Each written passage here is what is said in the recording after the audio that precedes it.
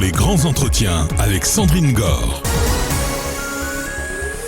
Sandrine Gore reçoit les grandes personnalités qui font l'actualité culturelle, politique, sportive et économique. Mesdames, Messieurs, bonjour. La vie est une bâtisse que nous construisons perpétuellement, mais certains s'avèrent être indubitablement des piliers. Nos pensées ?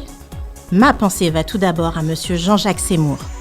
Le grand, l'éclaireur, l'éditorialiste, l'homme d'action et de décision qui nous a accompagnés tout au long de ses travaux, nous laissant une carrière riche et inspirante. Pour ma part, je l'ai croisé plus d'une fois et c'est son professionnalisme et son humanité qui m'ont le plus touchée avec une bienveillance presque protectrice avec sa compagne, Claudine. Il est l'heure pour moi de poursuivre les grands entretiens dans le sillon de Monsieur Seymour qui a ouvert la voie à plus d'un et plus d'une. Je suis Sandrine Gore, vous me retrouverez sur Radio Fusion et Globe Radio tous les lundis à 19h en Ouaille. C'est un acteur incontournable du milieu antillais. Depuis de nombreuses années, Franck en retard n'a cessé d'œuvrer pour mettre en lumière la communauté ultramarine. Impossible de ne pas avoir été dans un de ces événements. Des TAC à Ici-Billet, Franck en retard ne manque pas d'idées ni de solutions. Découvrons ensemble le nouveau projet que nous a concocté cet entrepreneur que visiblement rien n'arrête. Bonjour Franck, comment allez-vous ? Bonjour Sandrine, bonjour aux auditrices et auditeurs. Eh bien déjà, dans un premier temps, merci beaucoup d'avoir répondu présent à notre invitation. Je ne peux pas refuser une invitation, une aussi belle invitation de cette radio, de ce média. C'est normal. Alors, on va parler d'un sujet qui vous tient particulièrement à cœur. Et vous nous avez donné un grand rendez-vous également en 2024. Est-ce qu'on peut parler, écoutez, c'est AC Diabète ? Oui, AC le diabète, AC pour Agissons contre le diabète.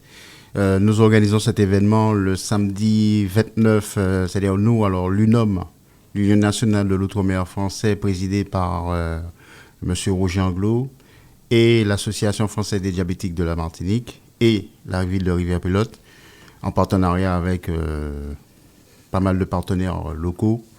Donc, nous organisons cet événement le samedi 29 juin 2024 au stade de Rivière-Pilote, dans le sud de la Martinique. Donc, le but, c'est de sensibiliser nos populations sur le fléau du diabète à travers un concert, mais qui va se faire sous le format d'une émission, parce qu'on a pour ambition que cet événement, un jour, soit diffusé à la télé, comme d'autres qu'on a déjà réalisés par le passé. Donc, voilà l'objectif de ce projet-là. Et on sait très bien que nos territoires sont les plus touchés par ce fléau. La Réunion, c'est le territoire français le plus touché, suivi de la Guadeloupe et de la Martinique et de la Guyane. Et pourquoi avoir choisi le diabète particulièrement ? Pourquoi le diabète ? Parce que justement, je suis installé en Martinique en France depuis plus de 20 ans. Et je retournais au moins une fois par an aux Antilles, notamment en Martinique. Et je voyais des gens, entre guillemets, disons, qui avaient l'air bien portants. Et après quelques années, je les retrouve des fois en fauteuil roulant. Et je ne comprenais pas.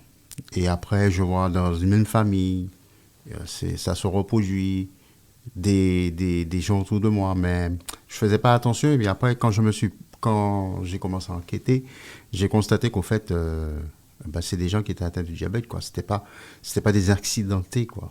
C'était des gens qui souffraient de diabète et ils ont été amputés, quoi. Et il faut savoir que justement, la Martinique est, on va dire, numéro 1 au monde de l'amputation. Au monde, on est champion du monde de l'amputation. Voilà. Parce que c'est la seule solution face au diabète ? Là, par contre, je suis pas médecin, mais bon, lorsqu'on arrive là, c'est que on est à un point de non-retour. Je pense qu'il y a des situations avant, je sais pas pourquoi les gens, en finalité, ils se font amputer, mais on va voir ça avec les médecins, mais personnellement, en tout cas, c'est ça qui m'a affecté, et j'ai des diabétiques de ma famille, mais pas des gens amputés, mais c'est ça qui m'a touché de voir des gens qui sont amputés. Il y en a beaucoup de gens qui sont en fauteuil roulant Et c'est pas des accidentés le plus souvent. Et ce qui est en plus triste, c'est que c'est pas des gens qui ont des voitures non plus, qui sortent beaucoup. Donc voilà. Donc c'est ce qui nous a touchés. Et puis on commence par la Martinique parce que c'est l'un des territoires les plus touchés.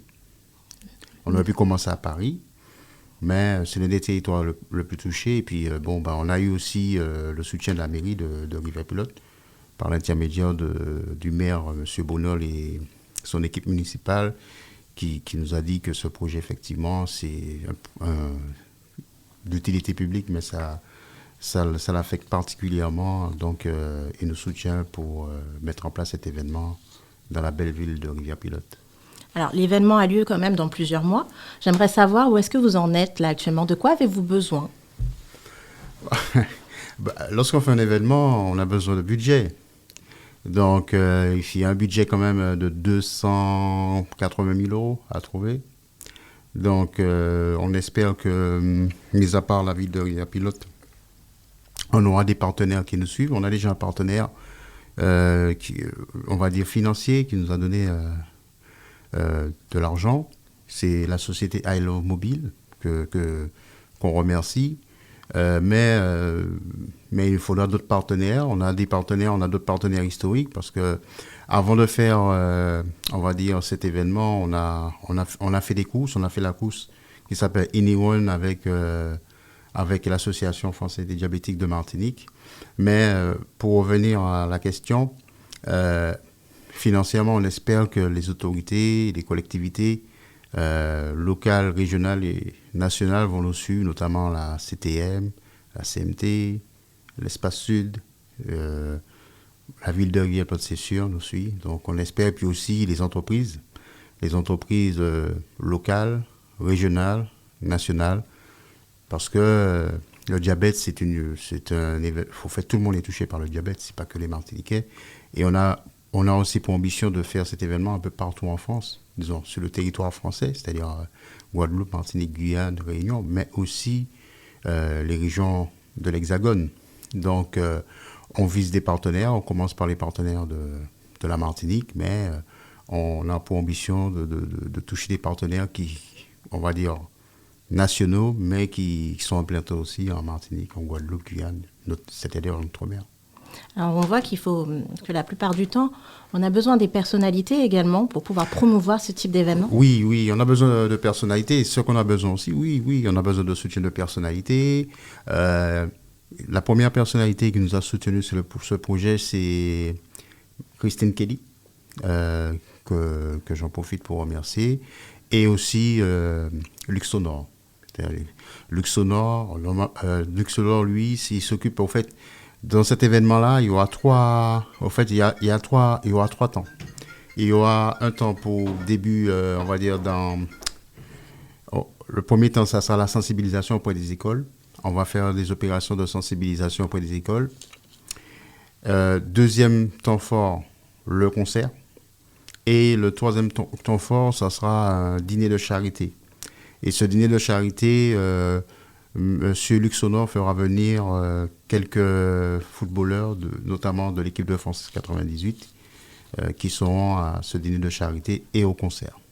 Donc, mais avant tout ça, il y a tout un travail à faire de communication aussi. Donc, on recherche aussi des personnalités qui veulent relayer cette information, donner leur soutien. Donc, voilà, si vous êtes intéressé, on a un site qui s'appelle aclediabète.org. Et par rapport aux personnalités, on a une page qui s'appelle le bataillon AC le diabète. Donc, il y a un formulaire, les personnalités peuvent remplir. Et puis après, on les contacte pour voir comment ils peuvent nous aider. Mais tout un chacun peut apporter sa contribution, hormis de venir, on va dire, à cet événement. Vous pouvez aussi faire des dons à l'association.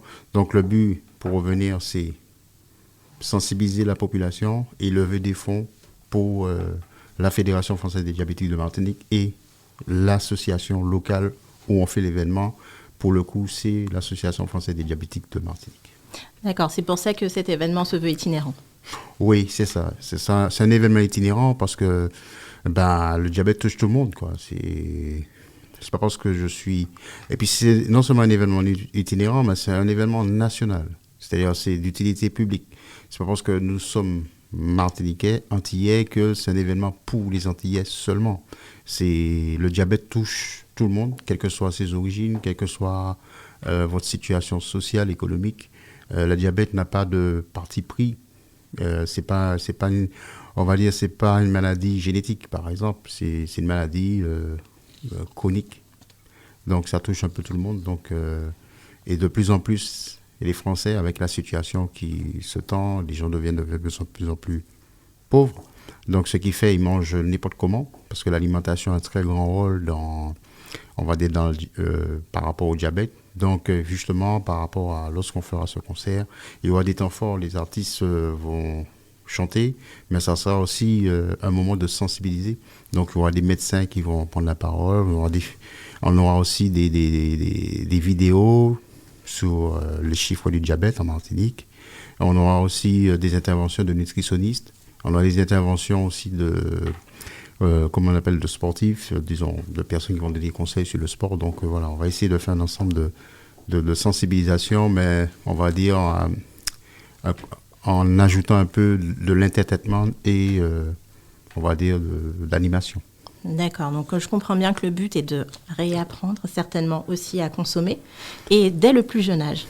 Oui, dès le plus jeune âge, bon, tout le monde est concerné, mais si on peut toucher les jeunes de plus en plus, c'est vrai que c'est un peu compliqué. Je dis pas, c'est-à-dire je vois déjà le problème. On va sensibiliser les gens, mais on a une situation de paupérisation de la population. Des fois, les gens veulent manger mieux, mais des fois, ils peuvent pas. Donc, il y a aussi cette solution, c'est-à-dire que vous avez la maladie, mais vous avez aussi l'environnement social et économique qui nous tend vers les maladies. Beaucoup de maladies sont dues à l'association sociale des gens aussi. Alors, agissons contre le diabète, je le répète, c'est le 29 juin 2024, stade Rivière-Pilote. Oui, c'est ça, le stade de Rivière-Pilote qui se trouve dans le sud de la Martinique, dont je suis originaire. D'accord, alors n'hésitez pas à le soutenir, on remettra forcément les informations aussi sur les sites internet, les réseaux sociaux aussi, de Globe Radio notamment et de Radio Fusion. Alors, je voudrais aussi passer à une autre étape, puisque vous en avez parlé un petit peu. Vous êtes un habitué de l'entertainment notamment, et vous avez fait le Trophée des Arts Afro-Caribéens il y a quelques années, et c'est un très très grand événement. Pourquoi celui-ci a été arrêté ? Alors, les Trophées des Arts Afro-Caribéens, c'est un événement qui a eu un grand succès. Au départ, ça s'appelait les Trophées, disons, les Césaires de la musique. On a fait 2 éditions au Casino de Paris. Et à la 3e édition, en fait, on a la même ambition. Je pense que AC le diabète va avoir plus de retombées et plus d'aura que les Trophées des Afro-Caribéens. Alors, en fait, c'est de l'entertainment, mais les Trophées des Afro-Caribéens, c'est du militantisme aussi. C'est-à-dire, en fait, c'est identifier un problème et essayer de répondre à la problématique. Lorsqu'on a fait les Trophées des Afro-Caribéens, qui s'appelle les Césaires de la musique, c'est qu'on a vu qu'il y avait un problème concernant la visibilité de nos artistes au niveau national. Donc, nous, on voulait montrer qu'on a des artistes qui existent, donc que ce soit dans la musique, le cinéma et la littérature, parce qu'on remettait des prix pour la musique, le cinéma et la littérature. Et au bout de la 3e édition, effectivement, on a eu une diffusion nationale à travers le groupe France Télévisions sur la chaîne France 2. Donc, oui, et on faisait ça au Théâtre du Châtelet, là où aujourd'hui ils font, comme on appelle cet événement, le Ballon d'Or. Donc voilà, donc pendant 6 ans, pourquoi ça s'est arrêté ? En fait, parce que on n'avait pas de modèle économique. C'est-à-dire que lorsqu'on fait un événement comme ça, on est obligé de le faire. Il faut que l'événement rapporte financièrement. Et on n'avait pas suffisamment de soutien financier pour pouvoir continuer.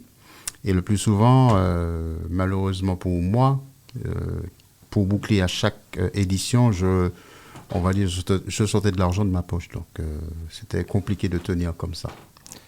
On peut savoir un montant qui sortait de votre poche. Minimum 20 000 euros. Ah, oui. C'est pas rien dans chaque édition. Donc, j'ai fait 6 éditions quand même. Et minimum.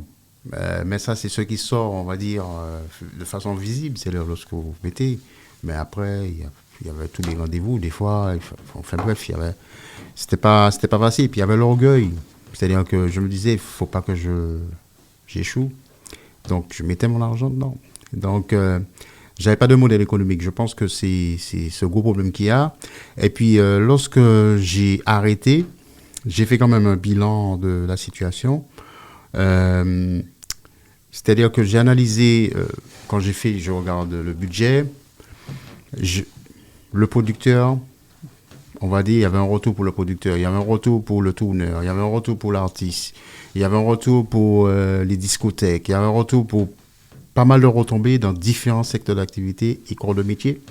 Et quand je regarde le bilan, et quand je regarde ceux qui mettent de l'argent, aucun de ces secteurs d'activité ne mettait de l'argent. C'est pas possible. C'est comme si je fais le championnat du monde de la pizza et le mec qui vend des fours, il n'est pas partenaire. Des fours à pizza n'est pas partenaire. Le gars qui vend la farine n'est pas partenaire. Le gars qui vend des tomates pour faire la sauce, il n'est pas partenaire.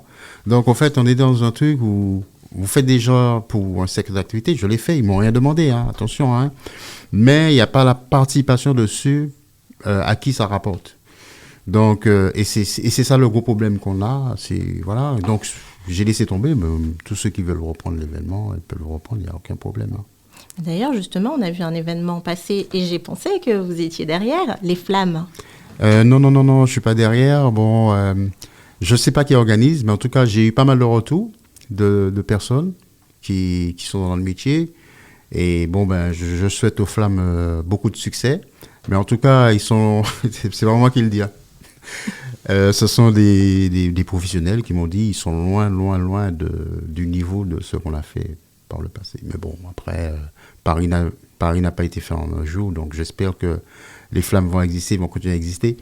Mais on n'est pas comme les Flammes, parce que la plupart de nos artistes, après, ils étaient reconnus, ils participaient dans les autres cérémonies de remise de prix. On servait de tremplin. Je pense que les Flammes, le problème des Flammes, c'est que c'est un événement qui est un peu stigmatisé, c'est-à-dire c'est l'événement de la cité. C'est-à-dire les rappeurs, voilà, c'est comme ça. Le problème, c'est qu'on a dit qu'en fait, on n'a pas, et on fait. Mais nous, on fait pas parce qu'on est frustré on faisait pour dire, on est là et on nous intégrait dans les autres cérémonies de remise de prix après. Donc c'était ça le but. Mais les personnes, les artistes qui étaient invités ont déjà vraiment pas mal de fans.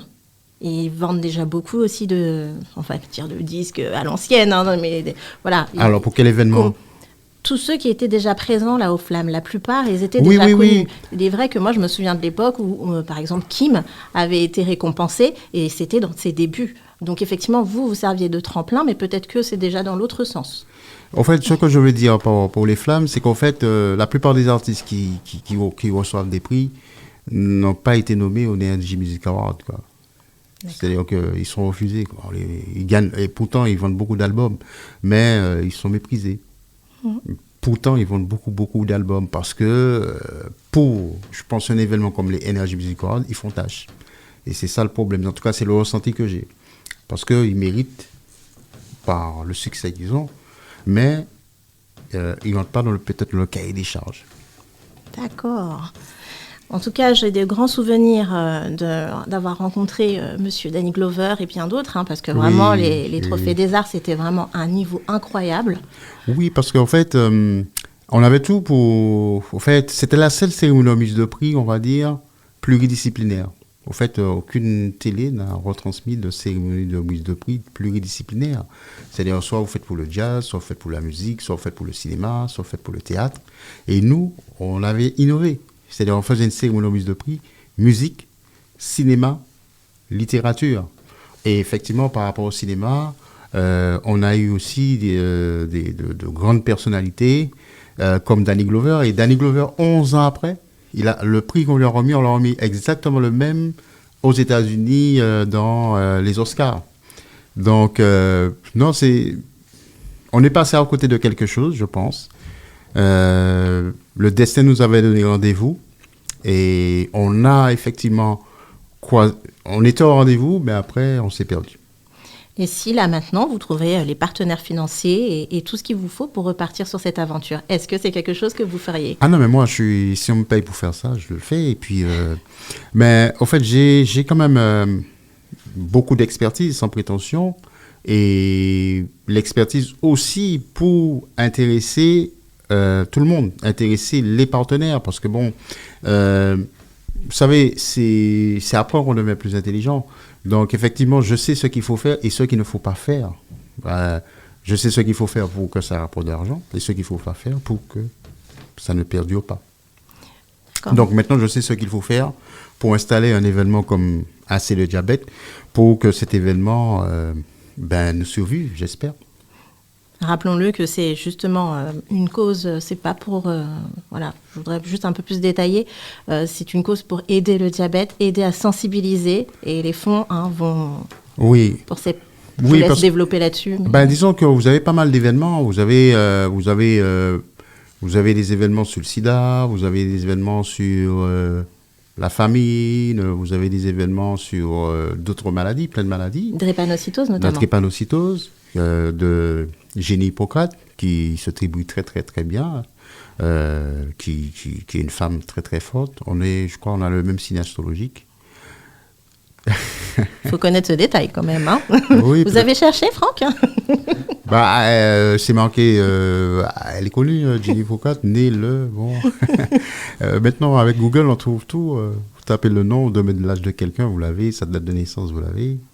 Donc, oui, donc, et pour le diabète, au fait, c'est une maladie, c'est une bombe à retardement qui touche beaucoup de personnes et on n'en parle pas suffisamment.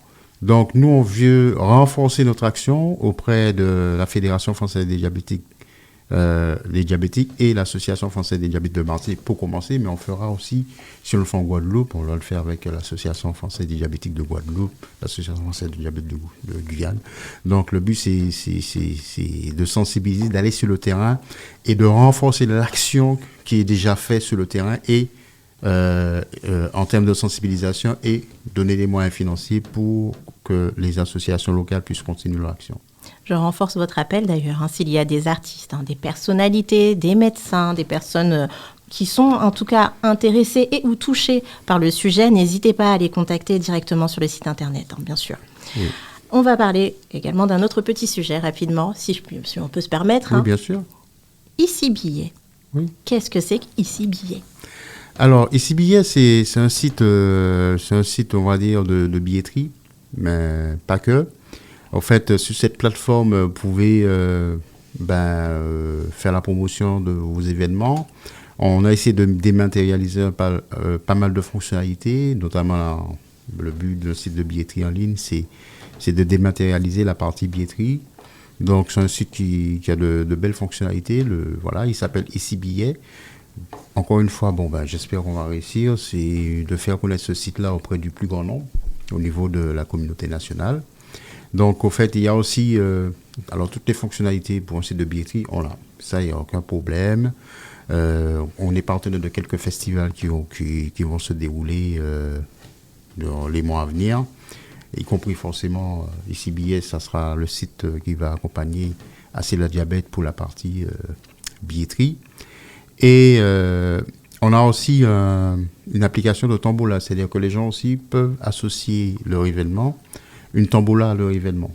Et c'est une tombola électronique, pareil, on a dématérialisé la partie tombola et les gens peuvent faire des tirages au sort électroniques et on peut même faire une animation avec, comme le loto, c'est-à-dire les gens, lorsqu'on lance le tirage, soit manuellement, c'est-à-dire appuyer sur un bouton, lancer le tirage ou programmé de façon automatique. À partir du moment que l'heure, on va dire, du tirage arrive, vous avez les noms des gagnants qui s'affichent. Donc, ça peut être une animation lors d'un événement, on met un grand écran et vous voyez le nom des gagnants qui s'affiche et instantanément, le gagnant reçoit, on va dire, un mail annonçant son lot. Il y a la présentation du lot, du gain, tout ça. Donc, il y a ça. On a aussi un système d'envoi de SMS et de mailing.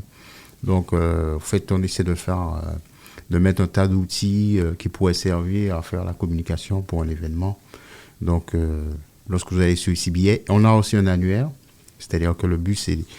On a mis en place un annuaire là, gratuit. Les gens peuvent aussi référencer leur établissement. À partir du moment que vous avez un niveau de SIRET, vous pouvez, on va dire, enregistrer votre entreprise. Donc, voilà. Mais, alors, petite particularité aussi qu'on a par rapport à ce site de billetterie. Lorsque vous organisez des événements, vous pouvez organiser des événements publics. Donc, tout le monde peut acheter des événements privés. Donc, c'est comme une boîte privée. Hein. Vous faites un événement. Lorsque vous allez en boîte, vous voyez la boîte. Mais vous ne pouvez pas entrer parce qu'il faut être membre. Donc, c'est la même chose. Bon, des fois, on peut vous laisser entrer en boîte. Hein. Si une jolie fille passe et le physio est content, il ne va pas dire « Madame, vous n'êtes pas membre ». Il peut le laisser entrer. Donc, c'est la même chose. Donc, il faut manifester son intérêt pour l'événement. Et après, l'organisateur vous donne la possibilité d'entrer. Et vous avez des événements secrets. Il y a des gens qui veulent faire des événements. Ils ne veulent pas que les gens sachent. Donc, l'événement n'apparaît pas dans le moteur de recherche. Vous envoyez un lien unique à la personne. Et à partir du moment qu'elle... après, elle suit le lien unique. À partir du moment qu'elle a acheté le billet, le lien, il est mort. Donc, voilà. Donc, on a pensé à tous ces scénarios. Parce qu'il y a des gens qui veulent bien faire des choses sans que ça se sache. Pour des raisons qui les regardent, mais surtout aussi pour des raisons de sécurité. Alors, comme je vous disais, Franck en retard, c'est l'homme de la situation et des solutions. J'aimerais savoir, le Franck de 12 ans, est-ce qu'il serait fier du Franck que vous êtes maintenant ? Le Franck de 12 ans ? Oula, le Franck de 12 ans, il était un peu, comme on dit chez nous, je trouve le mot créole, siweur, hein, il était un peu, il était partout, il courait, il était embêtant. Mais oui, c'est-à-dire que, au fait, je vais répondre à travers le regard de mon fils. Oui, mon fils, il est fier de moi. Parce que j'ai fait des choses, et c'est aujourd'hui, lorsqu'il va à des endroits, on lui raconte, entre guillemets, mes agissements, mes actions. Donc, oui, à travers le regard de mon fils, qui avait 12 ans, ouais. Eh bien, on va finir sur ces mots. On va rappeler le rendez-vous qu'il ne faut pas manquer. C'est le diabète, le 29 juin 2024, Stade Rivière Pilote, Martinique, bien entendu. Oui. Et puis, je vous remercie vraiment pour cette première, pour moi d'ailleurs, d'avoir répondu présent. C'est un plaisir. Je suis très content d'inaugurer cette première avec toi et j'espère que je souhaite beaucoup de succès à ton émission. Et puis, Fusion et Globe Radio, ce sont des médias que j'apprécie particulièrement. Et sans citer le nom du dirigeant, c'est aussi une belle personne comme l'a été Jean-Jacques Semou. Je pense que c'est pourquoi ces deux personnes n'ont pas eu de mal à se comprendre. Merci encore à Monsieur Descreny et également à Fred qui est à la régie. Merci beaucoup. Merci à tous et on se retrouve très vite, c'est-à-dire lundi prochain. Au revoir. Les grands entretiens avec Sandrine Gore. Sandrine Gore reçoit les grandes personnalités qui font l'actualité culturelle, politique, sportive et économique. Tous les lundis 19h, les grands entretiens sur Fusion.